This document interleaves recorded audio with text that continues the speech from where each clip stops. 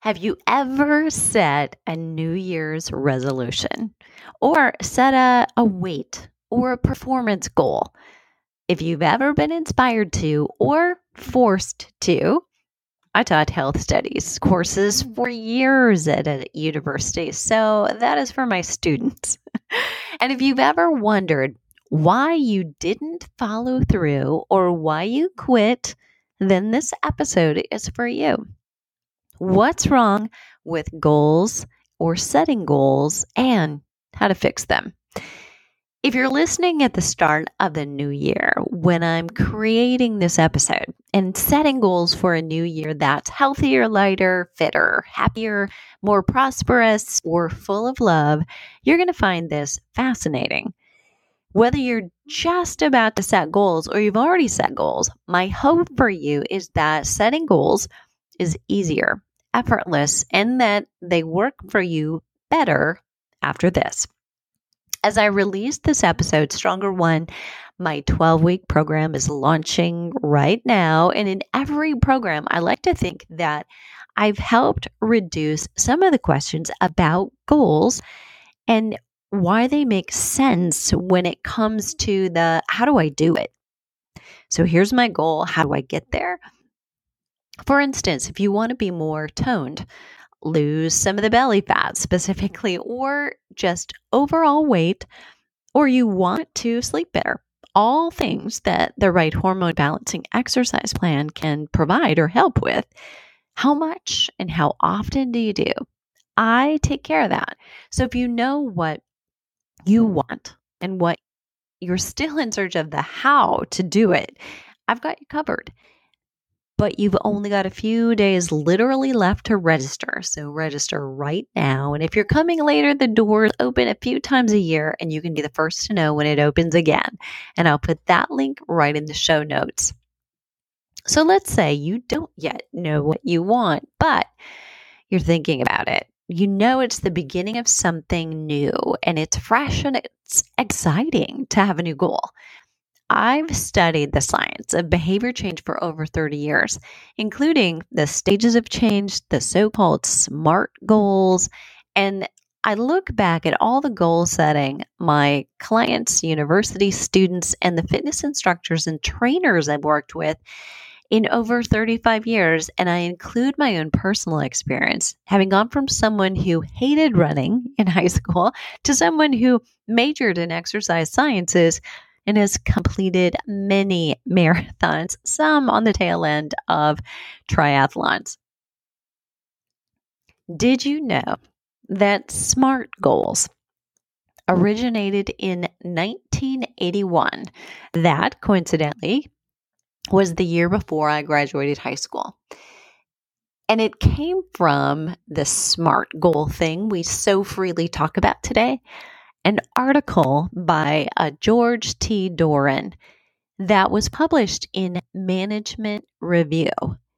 Now, this is one of those things that should, I think, inspire you to do anything that might be on your goal list or your bucket list. If he can do it, so can you. I mean, look at what's happened. SMART goals, everybody knows what that is. You bring it up. And if you're talking to a 20-something, a 40-something, an 80-something, almost everyone has heard of SMART goals. So if he can do it, so can you. The question is there any scientific proof that a SMART goal actually works? When was it adopted by Health and Fitness? Because it was originally in Management Review, which is a business trade journal. Indeed, teaching goal setting has become a staple of coaches and trainers and health educators. And yet, goal attaining isn't actually any research. There's nothing showing that SMART goals are more successful in reaching or getting goals. That's right.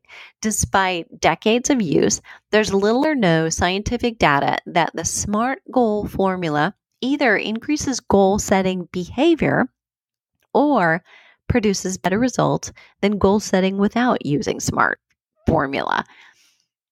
I'd been teaching SMART goals for about a decade and a half into my career. In fact, it was part of a curriculum at Iowa State University where I began at some point teaching health classes because almost everyone in our department, and it was booming, had to take it as an undergrad and a prereq to a lot of upper level courses, and they needed more people to cover the bases. So even though I was much more of a fitness expert and physiology and kinesiology was my jam, they needed health instructors, and I happened to be a warm body in the building. So I began about 20 years ago to include in those teachings my observation and opinion that SMART goals are dumb. What is the SMART goal method of setting goals? So first of all, if I'm jumping ahead and you're not quite familiar with it, let me refresh your memory. You probably had this somewhere, maybe even back in junior high or high school, but certainly in college. And hopefully, if not there, you read it in a publication, maybe in a Shape magazine or Prevention or whatever your jam is for health and wellness or fitness periodicals. The SMART acronym stands for SMART or specific, measurable, attainable, realistic, and time. So let me break those down a little bit so we're on the same page. S is for specific, and I would definitely agree with this one. If you want to be in better shape or you want to exercise more, those goals are pretty elusive. To make them more specific, you want to define what is better shape for you. Do you want to be faster, stronger, have better body composition, meaning less fat, more muscle? If it's exercise more, then probably you need to consider what were your habits in the recent past. Say instead of averaging 2 times a week exercise sessions, your goal is to exercise 5 days a week. Now you've nailed a specific goal. But I also gave you right there 2 different types of examples. Did you catch that? Better shape is an outcome goal. That's what you'll be at the end of doing a number of actions. And exercise more, when we said you're going to exercise 5 days a week versus 2, that's actually more of an action goal. We haven't defined what you're doing when you exercise, but it's like something that you put on the calendar and you check off. You can't necessarily do that with better shape, right? So I encourage you definitely to set both types of goals so you know what ultimately you want from the actions you're going to take. But no matter what, you've got to set action goals. Otherwise, it's just kind of a pie in the sky. I'm hoping I lose weight, and you're doing some things, but you're probably not organizing them in a way that are really going to help. The M in SMART stands for measurable. And we just did that, right? For exercise more, we said instead of 2, we're doing 5. That's very measurable. Did I accomplish that goal at the end of the week? You can say yes or no. But for better shape, you're really going to have to choose what it is you want and then measure. You could measure if you want less body fat and more muscle. You can measure that. You can get on a scale and tell yourself yes or no, been successful. But again, you don't actually have control over that. So by the way, I recommend that all of our program participants do just what I described. Stronger One participants right now, as they're getting ready, are doing their weight, their measurements, and somehow either at home on a scale in their bathroom or going to a club or facility and getting their body composition. That's your percent body fat. That's not BMI. Don't confuse the two before they get access to their program. The A in SMART traditionally stands for attainable and within a time frame. So it's attainable within a time frame, and I jump ahead to the T right there. So disclaimer, now you know. So you wouldn't want to say go to the gym every single day this year. That's, for most of us, we know we're never going to attain that. We'll fail before we even get started. You're never going to eat sugar this year. Pretty hard, right? But the other A that I often use is actions. So I love using an actionable item and turning all of your goals. So attainable is probably a little bit too much like your R, which is coming up, which can be realistic in a lot of cases. But A, if you put attainable or actionable or actions and decide what those things are going to be, you're probably going to be a whole lot better off. So rather than just the outcome goals of, say, improving body composition, the actions are I will, for example, lift weights 2 times a week for my major muscles. I will do more interval training and less endurance exercise. And if you're curious about why that's a good thing, I'll link to some other episodes that you should probably listen to. And third, another actionable thing would be include high quality protein at 3 meals a day. Again, if you don't know why, link in the show notes and I'll hook you up with some other episodes. The R in SMART, so far, just to review, we've got specific, we've got measurable, we've got either actionable or attainable. And then the R was originally realistic. But that one I challenge. How excited are you about a realistic goal? Now, it was there and realistic in order to protect you. Because obviously, if we fail, if it's so unrealistic that there's no way you could lose 20 pounds by Saturday, that's, you've got to factor that in, right? You're going to quit on Sunday. That's it. But if we say, okay, I really want to lose, 1 to 2 pounds, that is realistic if we say 1 to 2 pounds a week. However, it's again something we don't have control over. So you want to set that realistic goal. When I gave you the example of no sugar, zero, zip, nothing for the next 365 days, that probably would be impossible for the most of us. Even if we don't know it's there, we're probably eating it. But if you said something like, 5 days a week, I'm going sugar free, no treats, no candy, no anything. And 2 days a week, I will let myself have one treat. That's a little bit more realistic, right? But are you excited about that? I don't know. You decide. But here's my argument on this one. Should you really set realistic or should you set exciting goals? I mean, if you only reach for examples of what's realistic, you probably have to match that to something that you've seen before. And if that's true, if we all did that, who would ever have broken the world record for running a faster mile or built an airplane or become a president of color? So think about, whether realistic or exciting is better for you. But the R can also and should stand for relevant to you.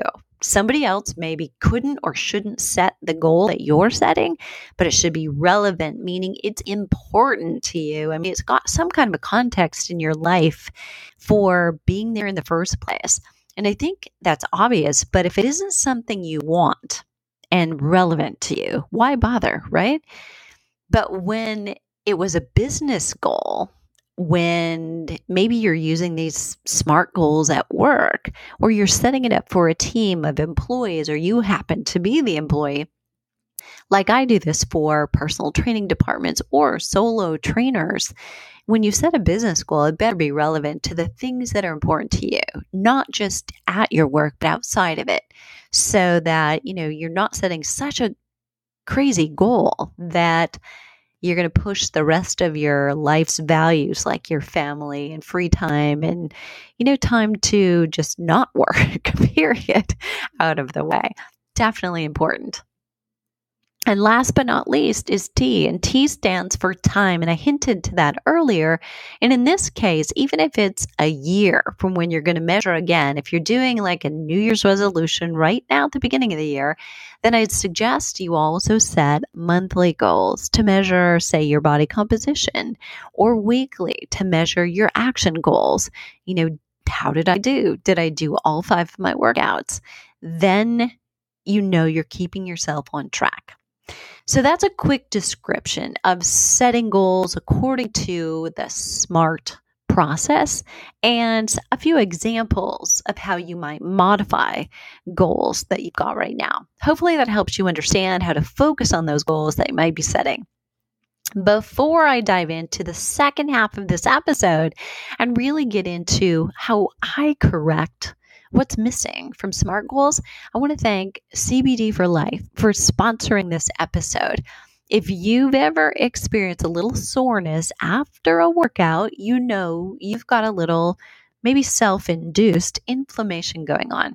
And after taking a full month off of anything but recovery workouts since my triathlon last month, when I started back, I definitely got sore. CBD for Life rubs. It's one of their products, have been amazing to get my hips and my glutes feeling more comfortable. And for whatever reasons, that's where the soreness has set in. I've been gifted some of those products to my 93-year-old mom for her lower back. You know, I care what's in the products I put on, and I love that there are none of the toxins in their products that you don't want, only the body rebalancing things that I do want. I'll link to CBD for Life in the show notes and add the special Flipping 50 link where listeners can try it for less and get a little benefit. The lavender rub is my favorite, especially right before I go to sleep or after a shower in the evening. So back to no science for SMART. Since we know that there's no data proving that using SMART goals is better than any other method, make sure that if you use it, it works for you. The best thing about the acronym SMART really has going for it is that it's memorable. SMART, I mean, we all know it. But the system itself should show you anything is possible. It was born out of an article, a system or a method born out of the mind of a man with an idea. He just framed his article in this way so people could remember it. It's his system, his method, and we have all adopted it. Isn't that amazing? It's a perfect example of an exciting perspective, not a realistic one. So hint, hint. All right, so what's wrong with SMART? There are several things missing from SMART goals. And the first thing missing is emotion. SMART goals are pretty logical. Fitness and health goals are usually emotional, when they're followed through on at least. And there should be some urgency. You want it and you don't want to wait. You're not motivated. You're not committed. Or you want to be committed and not just motivated. And if it's a short-term kind of a thing, like you want it right away, or you can feel you're getting closer right now, you're going to be much more committed. Because every little step you take where you've got evidence, this is working, I'm seeing some progress, that reinforces some kind of a micro commitment. You're there. Sharing goals and getting support for those goals is crucial. There are components of goal setting that you must consider related to whether we're talking about getting there versus the trip there. So, right, it's the outcome versus the action. So are you setting goals based on the end result, or are you setting the actions to get there? And remember, just reframing.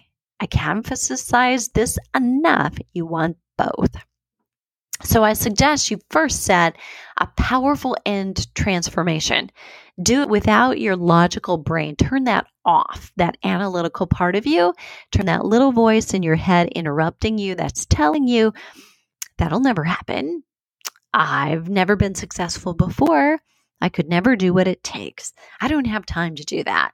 I wasn't born with the right genes. No one's ever done that. You've got to stifle those voices. Turn them off right now. You're only going to dream about what would be so amazing. You woke up in the morning loving the life you're living and the skin you're in. Turn off your logical brain for anything else for a few minutes. You want to make sure that you've not left these three things out. Are you ready? So writing down your goals is a part of making them more effective. And so many people believe that. However, that's still a logical, simple task. If you're not writing down the right thing, you're still going to fall short. How you write them down and what you're thinking will make those goals far more likely to be goals that you want to follow through on. So, number one, you have to see the transformation, not just write it down like, I want to lose weight, but what comes to your mind. Now, if you're listening, about a third of the people listening, about a third of us literally were visual thinkers. So we get images and pictures in our head. And whenever we are brainstorming an idea or we have a memory, most of us are doing that, but some of us do it just all the time. We see things in pictures. We can literally see it in our mind. And that, for you in terms of goal setting, is a bonus. You're way ahead. But if you don't naturally do that, you can learn to. You just literally have to close your eyes, see yourself. You've seen yourself in the mirror. You've seen pictures of you. You've seen videos of you by now. So get used to kind of running a tape in your mind of what it looks like when you're successful. What's that going to look like? What are you going to look like? So mental rehearsal is something in sports and exercise science that I learned about back in the early 80s. It was used by athletes and employed by sports psychologists who worked with them.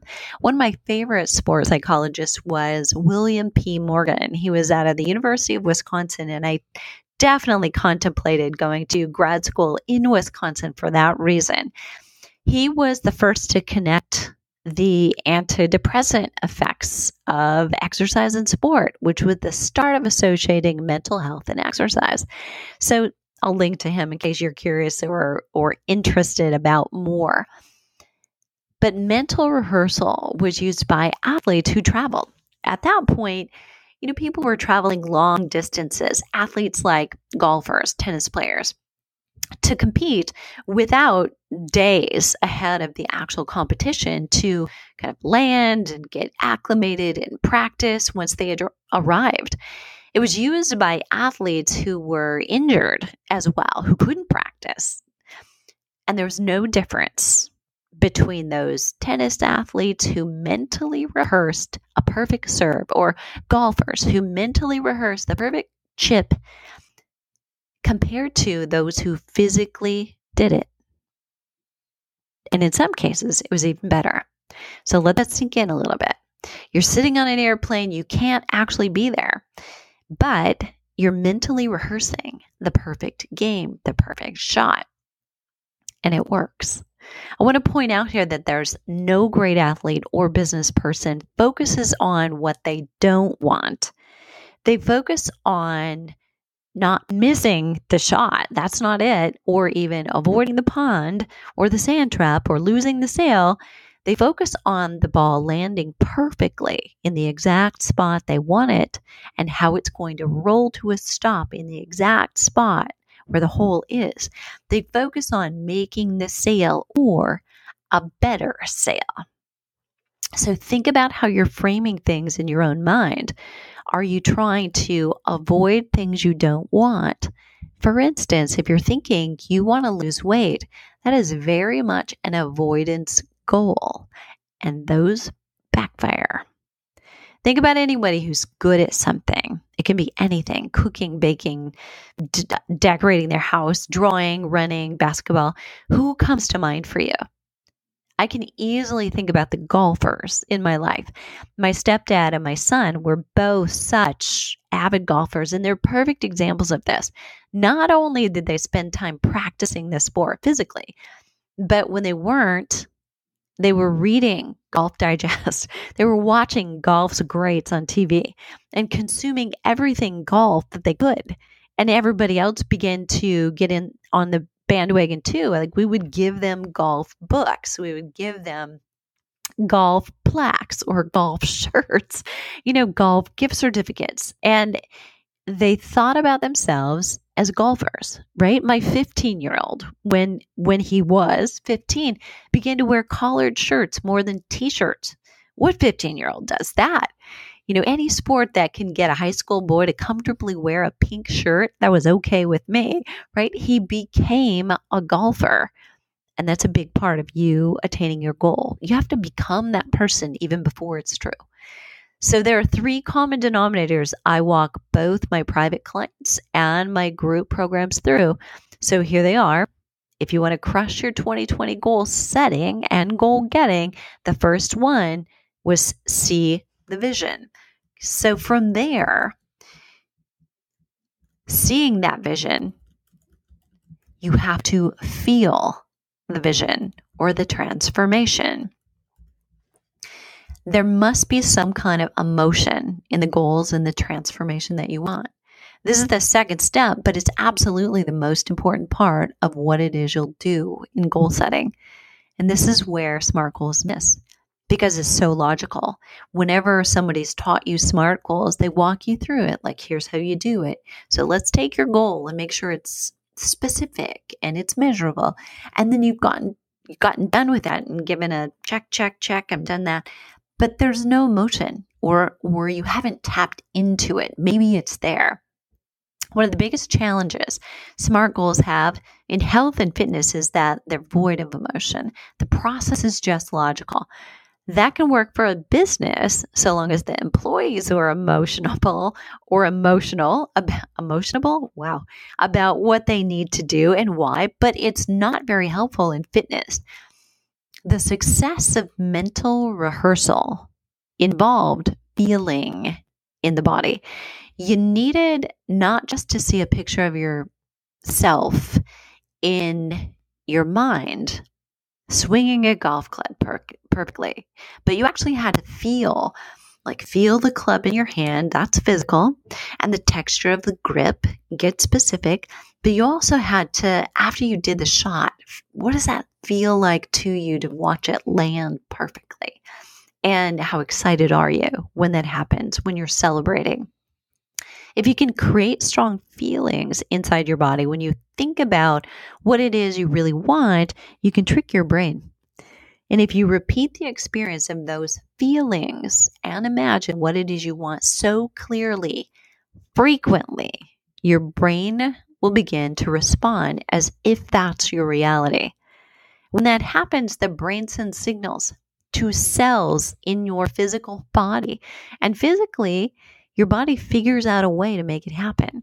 So when you're setting goals, don't get stuck on the realistic part of how am I going to do that? Just set the goal. That's the important part. And yeah, I mean, if you want to be an astronaut, there's going to be a lot of steps there. But, you've got to first be so excited about it that you can literally feel emotion. So it's proven in what's widely known as the placebo effect. You can get results based on the belief that what you're doing will get results. I'm going to say that again. You can get results, better results, based on the belief that what you're doing will get you results. Now, those actions have to be in alignment. They can't be counter for your goal for a best result, right? So if we said you want to lose weight and you're having low fat, high sugar snacks, right? You're sucking on hard candy and suckers all day long. We know enough now to know that is not going to work for you because it's actually sugar is the problem. So you've got to actually put together the right science and the right steps in order for this to be true. You can't say, okay, chocolate cake for breakfast is going to make me lose weight. Probably not going to work out very well for you. Okay, so step 1 and 2 I've given you. Step 1 is you've got to be able to see the transformation that you want. The second one is you've got to feel it.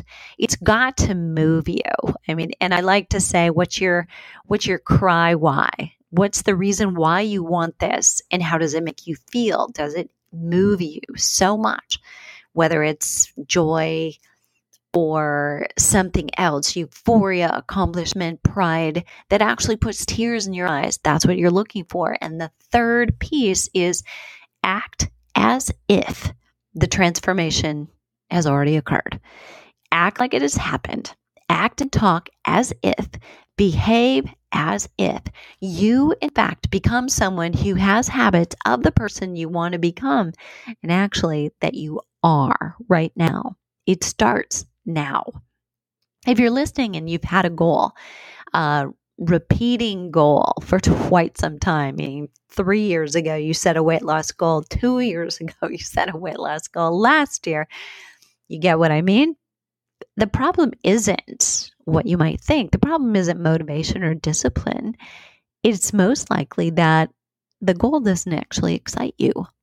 I mean, nobody gets too excited about what you might think has to happen for you to lose weight. Deprivation, a lot of exercise that's going to be hard, going to bed hungry. I mean, what is it that would excite you about that, right? So if you just want to lose weight and then you think life would be great, there's probably more emotion tied to the frustration of weight gain than there is to the joy of being at your optimal weight. You may need to ask, what do you really want to change? How is it really going to change your life? You may also have some negative feelings around wanting that weight loss. If you see it as a vanity thing, and you've always been told, stop looking at the mirror, don't be so conscious, or and ironically, sometimes it's the most beautiful among us who are the least confident, and really pick out themselves, and they're your tough critic on yourself potentially. So you really want to look at, does that go against your first nature being to serve others and get things done, and it's not congruent enough with who you are. So you want things in alignment. Shifting a weight loss goal to something like, I want to be more intimate with my partner because that is one of my values. A marriage with closeness and intimacy. And or you want to be more confident initiating intimacy and getting that part of your life back on track. Or I want to have more energy and focus to accomplish the career goals I have and still have time for myself instead of being exhausted. I want to plan trips and adventures over the weekends instead of recovering from work. Then you don't have to check in with whether you're focused on the negatives of what you don't want or the positive feelings of what you do. One woman was so focused on weight, she wants to lose it. All she thought about, that was it, is how much she wants to lose that weight and how everything she's got to exercise because she wants to lose that weight. But she thinks about the negative emotions related to the weight she doesn't like and want more than anything else. She thinks about what she's doing wrong. She thinks about what else she can try. But based on the process of feeling the transformation so strongly, the as if part is what makes your brain interpret this as your new reality. It goes about figuring out how to make it happen. So yes, you still need to pick up the weights and get breathless doing those intervals. You'll just be creating something bigger that lasts longer than a 20-minute workout.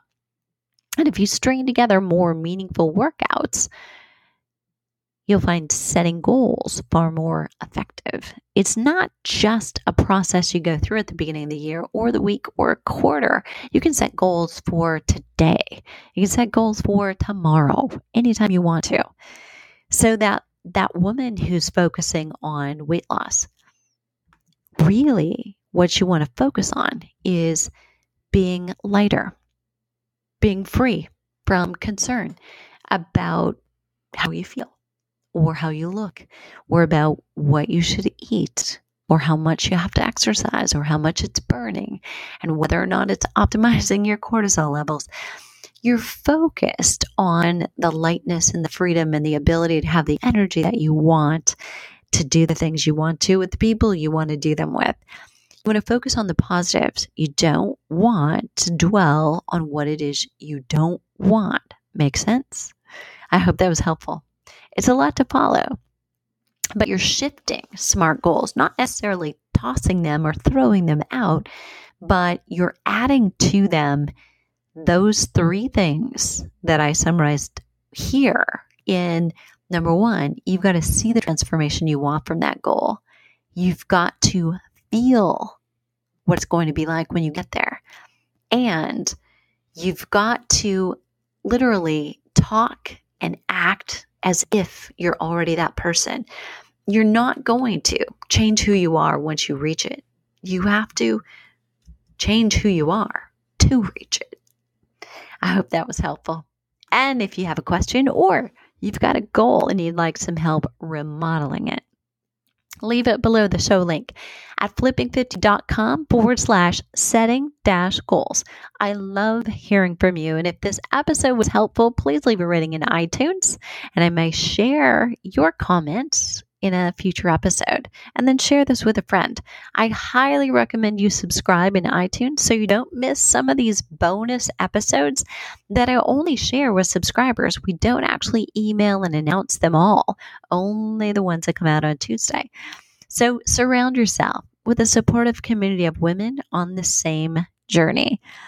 Again, to get the most from this week's episode, check out today's show notes at flipping50.com/setting-goals, where you'll find some juicy links to CBD for Life, to our Stronger program, and to some episodes that'll clue you in about the need for protein that I mentioned earlier and why specific activities will be more progressive at helping you lose weight if that does happen to be one of your New Year's resolutions.